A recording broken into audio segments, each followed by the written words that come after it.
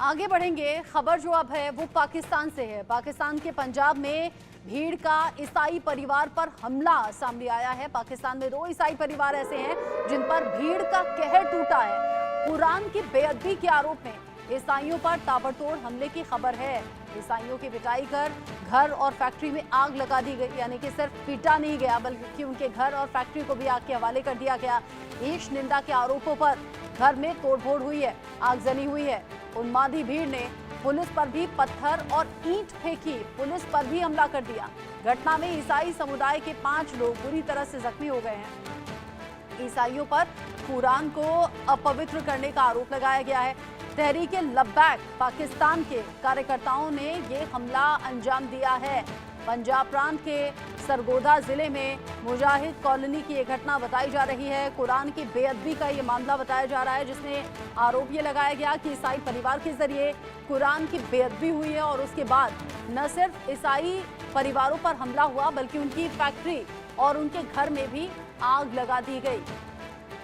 बड़ी खबर इस वक्त की, ईसाइयों पर कुरान को अपवित्र करने का आरोप लगाते हुए तहरीके लब्बैक पाकिस्तान के कार्यकर्ताओं ने ये धावा बोला, हमला किया और फिर घर फैक्ट्री आग के हवाले कर दी गई। बुरी तरह से ईसाई परिवार को पीटा गया है। 2 ईसाई परिवार जो इस भीड़ के हत्थे चढ़े और भीड़ कहर बनकर टूटी। इन 2 ईसाई परिवारों पर पाकिस्तान में हमने पिछले दिनों आपको बताया था, हिंदू सिख ईसाई इनकी संख्या कैसे घटती चली जा रही है और लगातार ये घटती हुई संख्या बता रही है कि कैसे वहां पर अल्पसंख्यकों को निशाने पर लिया जाता है या फिर कैसा बर्ताव उनके साथ होता है। जो संख्या लगातार घटी है, या तो पलायन हुआ है या तो जबरन धर्म परिवर्तित हुआ है, ये संख्या लगातार घटी है। अब पाकिस्तान में जिस तरीके से इन 2 ईसाई परिवारों पर हमला हुआ, उसके बाद खबरें एक बार फिर से इस तरह की उठ रही हैं। कुरान की बेअदबी के आरोप में ईसाइयों पर ताबड़तोड़ हमला हुआ है। ईसाइयों की पिटाई कर घर और फैक्ट्री में आग लगा दी गई।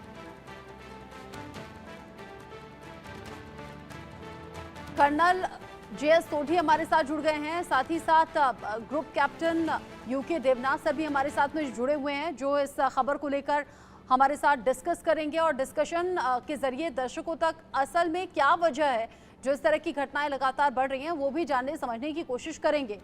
कर्नल सोढी, जब इस तरह की तस्वीरें पाकिस्तान से सामने आती हैं तो मालूम होता है कि अल्पसंख्यकों का रहना वहां पर कितना ज्यादा मुश्किल भरा है और इसीलिए आंकड़े भी बयां करते हैं कि वहां पर लगातार अल्पसंख्यकों की संख्या घटी है।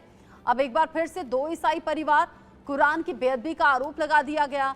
तहरीके लब्बैक के कार्यकर्ताओं ने न सिर्फ बुरी तरह पीटा बल्कि घर को, फैक्ट्री को भी आग के हवाले कर दिया।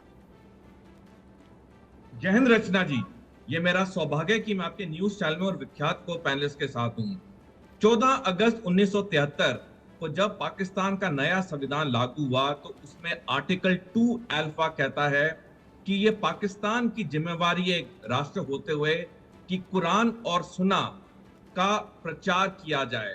और जब से ये नया संविधान पाकिस्तान में आया 1973 में, तब से लेके आज तक लगातार वहां के माइनॉरिटीज पे, चाहे हिंदू हो, चाहे क्रिश्चियन हो, चाहे सिख हो, उन पे अत्याचार बढ़ने शुरू हो गए, क्योंकि पाकिस्तान की हुकूमत ऐसी चीजों को बढ़ावा देती है। पाकिस्तान की हुकूमत ने कभी एक पाकिस्तानी को जेल नहीं भेजा, सजा नहीं दी जिसने माइनॉरिटीज पे कोई हमला किया हो।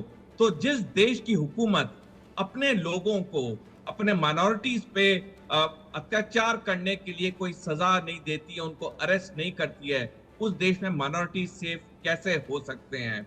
और यही कारण है कि पाकिस्तान में आए दिन चाहे हिंदू हो, चाहे सिख हो, चाहे क्रिश्चियन हो, उन पे हमले होते हैं, क्योंकि उनकी हुकूमत आंखें बंद करके बैठी है। उनकी सेना, उनकी पुलिस इन चीजों में कोई हस्तक्षेप नहीं करती है कि इन चीजों को रोका जाए, लोगों का अत्याचार बंद किया जाए।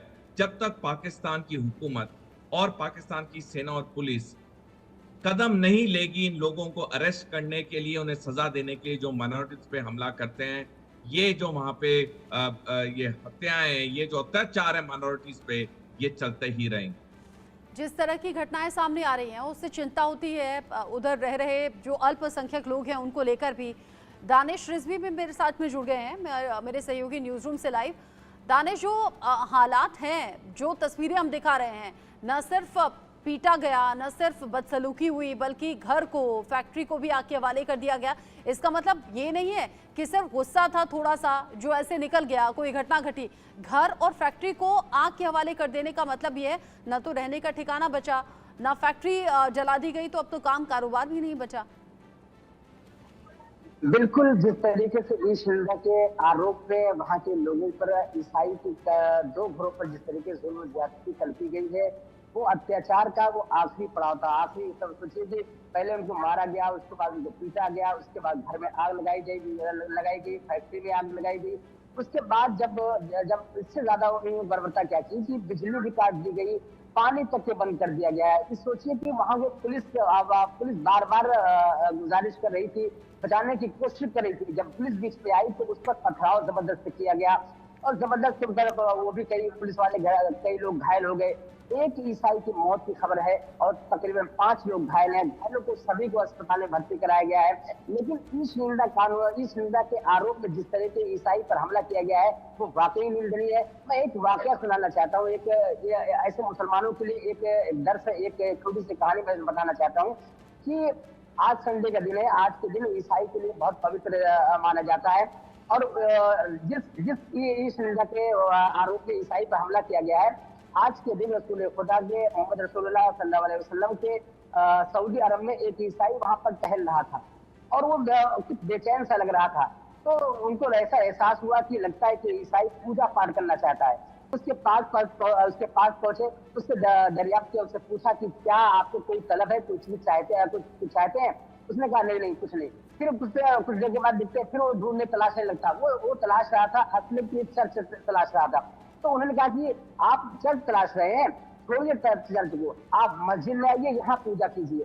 अब सोचिए, एक वो जिसको आप फॉलो कर रहे हैं, पैगंबर वो थे जिन्होंने मैसेज दिया कि आप ईसाई हैं तो आप मस्जिद में पूजा कर सकते हैं। और ये कैसे मुसलमान है कि इस निंदा के कानून में, इस निंदा के आरोप में दो परिवारों को इस तरीके से मारा जाए, पीटा जाए, जुल्म ज्यादती की जाए, उनके घरों को तोड़ा जाए, आग लगा दी जाए, फैक्ट्रियों में कैसे बच्चों को रुलाया जाए, मारा जाए, पीटा जाए। ये कैसे मुसलमान, किस तरह के मुसलमान है? इनसे मुसलमान होने के भी शक होता है ऐसे मुसलमानों पर। और जिस तरीके से वहाँ के इस निंदा कानून जो इतना सख्त है, पाकिस्तान में इस निंदा कानून दुनिया का सबसे सख्त कानून है। और इस निंदा कानून वो कानून है जो पैगंबर मोहम्मद के आरोप, मोहम्मद को लेकर कुछ गलत बयान की जाए या कुरान की बेइज्जती की जाए या इस्लाम के बारे में कुछ गलत बयान की जाए, तो उसको लेकर इस कानून वहां पर बना। लेकिन उसके बाद बहुत सारी आलोचना हुई, लेकिन फिर भी जिस तरीके से वहां पर चरमपंथी और कट्टरपंथी जो संगठन है वो बाज नहीं आते।